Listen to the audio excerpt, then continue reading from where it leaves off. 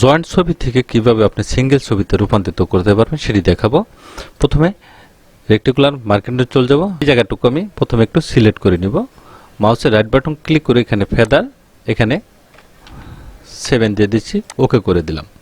Move টুলে চলে যাব, কন্ট্রোল জে বাটন প্রেস করে লেয়ার করব। মাউসের রাইট বাটন ক্লিক করে এখানে ফ্লিপ হরিজন্টাল করে দিব।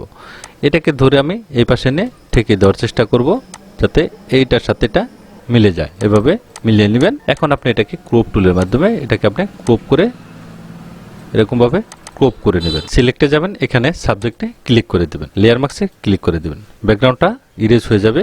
Carat adjustment layer, solid colour, এখান থেকে যে কোনো একটি কালার আপনি এখানে চুজ করে দিবেন, ওকে করে দিবেন। নিচের লেয়ার ধরে উপরে এনে ছেড়ে দিবেন। উপরে লেয়ার সিলেক্ট থাকা অবস্থায় কন্ট্রোল এম বাটন প্রেস করে হালকা একটু কাজটা এখান থেকে একটু বাড়িয়ে দিবেন। ইমেজে যাবেন, অ্যাডজাস্টমেন্ট, ব্রাইটনেস, কন্ট্রাস্টে একটি ক্লিক করে দিবেন। এখান থেকে হালকা একটু ব্রাইটনেসটা আপনি একটু বাড়িয়ে দিবেন, দেন ওকে করে দিবেন। দুটি লেয়ার এক করবেন কন্ট্রোল ই বাটন প্রেস করে। খুব সহজে আপনি জয়েন্ট ছবি থেকে সিঙ্গেল ছবিতে রূপান্তরিত করতে পারেন। থ্যাংক ইউ গাইস, ভালো থাকবেন সবাই।